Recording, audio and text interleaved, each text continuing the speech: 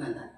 ಇವರು ಸ್ವಾಮಿ ತ್ರಿಗುಣಾತೀತಾನಂದ. ಇವರ ಮೊದಲ ಹೆಸರು ಶಾರದಾ ಪ್ರಸನ್ನ ಮಿತ್ರ.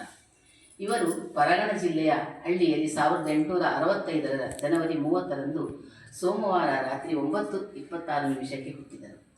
ಜಗನ್ಮಾತೆಯ ಕೃಪೆಯಿಂದಲೇ ಜನಿಸಿದ ಮಗು ಎಂದು ತಿಳಿದು ತಂದೆ ತಾಯಿಯರು ಇವನಿಗೆ ಜಗನ್ಮಾತೆಯ ದುರ್ಗೆಯ ಇನ್ನೊಂದು ಹೆಸರಾದ ಶಾರದಾ ಎಂದು ಹೆಸರಿಟ್ಟರು. ಜಾತಕ ಬರೆದ ಜ್ಯೋತಿಷರು ಮಗು ಹುಟ್ಟಿದ ಗಳಿಗೆ ಬಹಳ ಚೆನ್ನಾಗಿದೆ, ಮುಂದೆ ಇವನು ಮಹಾಜ್ಞಾನಿಯು ಯೋಗಿಯೂ ಆಗುವನು ಎಂದು ಹೇಳಿದರು. ಶಾರದನ ತಾಯಿಯ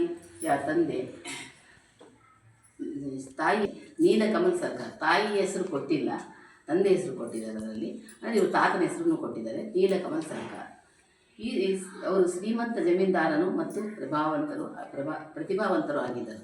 ಶಾರದನ ತಂದೆ ಹೆಸರು ಶಿವಕೃಷ್ಣ ಮಿತ್ರ ಅಂತ. ಅವರ ತಂದೆ ಹೆಸರು ಶಿವಕೃಷ್ಣ ಮಿತ್ರ ಅಂತ. ಶ್ರೀಮಂತ ಜಮೀನ್ದಾರನೇ ಆಗಿದ್ದರು ಅವರು ಸಹ. ತಂದೆ ಶಿವಕೃಷ್ಣನು ತನ್ನ ಸಮಯವನ್ನೆಲ್ಲ ಪೂಜೆ ಶಾಸ್ತ್ರಾಧ್ಯಯನದಲ್ಲಿ ಕಳೆಯುತ್ತಿದ್ದ ಧಾರ್ಮಿಕ ವ್ಯಕ್ತಿಯಾಗಿದ್ದ. ಆದ್ದರಿಂದ ಮಗನನ್ನು ಆಧ್ಯಾತ್ಮಿಕ ಪರಿಸರದಲ್ಲೇ ಬೆಳೆಸಿದ. ಶಾರದನಿಗೆ ಜ್ಞಾಪಕ ಶಕ್ತಿ ಹೆಚ್ಚಾಗಿದ್ದುದರಿಂದಲೇ 14 ವರ್ಷದ ಇರುವಾಗಲೇ ದೇವದೇವಿಯರ ಅಷ್ಟೋತ್ತರಗಳನ್ನು ಧಾರ್ಮಿಕ ಪ್ರವೃತ್ತಿ ಉಳ್ಳವನಾಗಿದ್ದ. 19ನೇ ವಯಸ್ಸಿನಲ್ಲಿ ಶ್ರೀರಾಮಕೃಷ್ಣರನ್ನು ಭೇಟಿ ಮಾಡಿದ ಮೇಲೆ ಈ ಧಾರ್ಮಿಕ ಪ್ರವೃತ್ತಿ ಹೆಚ್ಚಾಯಿತು. ಇವರ ಕತೆ ಪ್ರಾರಂಭವಾಗುವುದು ಒಂದು ಬಂಗಾರದ ಕಳುವಿನಿಂದ. ಒಂದು ಬಂಗಾರದ ಗಡಿಯಾರತ್ತೆ ಸ್ಕೂಲಲ್ಲಿ ಕಳೆದೋಗ್ಬಿಡುತ್ತೆ.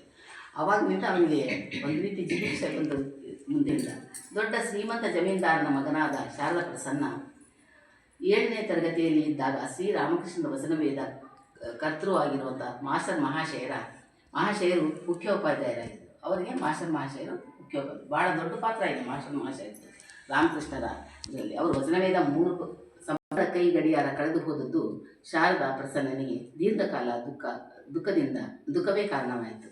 ಶಾರದನನ್ನು ತುಂಬ ಪ್ರೀತಿಸುತ್ತಿದ್ದ ಮುಖ್ಯೋಪಾಧ್ಯಾಯರು ಗಮನಿಸಿ 1884 ಡಿಸೆಂಬರ್ 27ರಂದು ದಕ್ಷಿಣೇಶ್ವರಕ್ಕೆ ಅವನನ್ನು ಕರೆತಂದರು. ಶ್ರೀರಾಮಕೃಷ್ಣರನ್ನು ಭೇಟಿಯಾದದ್ದು ಮೊದಲ ಸಲ. ಶ್ರೀರಾಮಕೃಷ್ಣರು ಅಂದು ಮಾನವ ಜೀವನದ ಕೆಲವು ಮುಖ್ಯ ಸಂಗತಿಗಳ ಬಗ್ಗೆ ಮಾತಾಡಿದ್ದರು. ಆ ಸತ್ಸಂಗದಲ್ಲಿ ಅವರ ಮುಖ್ಯ ಜೀವನದ ಕೆಲವು ಸಂಗತಿಗಳನ್ನು ಕೆಲವು ಮಾತಾಡಿದರು. ಶ್ರೀರಾಮಕೃಷ್ಣರ ಈ ಬೋಧನೆ ಶಾರದನ ಮನಸ್ಸಿನ ಮೇಲೆ ಪ್ರಭಾವ ಬೀರಿತು. ಆಧ್ಯಾತ್ಮಿಕ ಸಿರಿ ಬಂಗಾರದ ಕೈಗಡಿಯಾರಕ್ಕಿಂತ ಎಷ್ಟು ಹೆಚ್ಚು ಬೆಲೆಯದು ಎಂಬುದು ಅವನಿಗೆ ಮನದಟ್ಟಾಗುತ್ತೆ.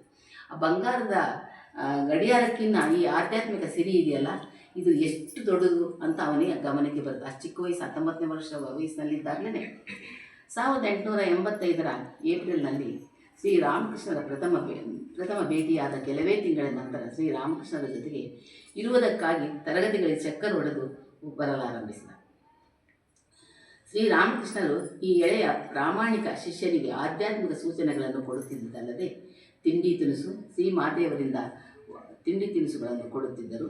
ಹಾಗೂ ಮಾತೆಯವರಿಂದ ವಾಪಸ್ ಹೋಗಲು ಗಾಡಿಗೆ ಬಾಡಿಗೆಯನ್ನು ಸಹ ಕೊಡಿಸುತ್ತಿದ್ದರು. ಚಿಕ್ಕವನಲ್ಲ, ಅವನಿಗೆ ತಿಂಡಿ ತಿನಿಸು ಕೊಟ್ಟರೆ ಮಕ್ಕಳಿಗೆ ಬೇಗ ಬರ್ತಾರಲ್ಲ ನಮ್ಮ ಹತ್ರಕ್ಕೆ, ಅದೊಂದು ಆಸೆ ಇತ್ತ. ಹಾಗಾಗಿ ಅವನಿಗೆ ತಿಂಡಿ ತಿನಿಸು ಕೊಡೋದು. ಮತ್ತು ಅವನು ಬೇರೆ ಹೋಗಬೇಕಾದ್ರೆ ಹಡಗಿನಲ್ಲಿ ಹೋಗಬೇಕಾಗಿತ್ತು, ಗಂಗಾ ನದಿಯನ್ನು ದಾಟಿ. ಅದಕ್ಕೋಸ್ಕರ ಮಾತೆಯಿಂದ ಹಣವನ್ನು ಕೊಡಿಸ್ತಾ ಇದ್ದರು.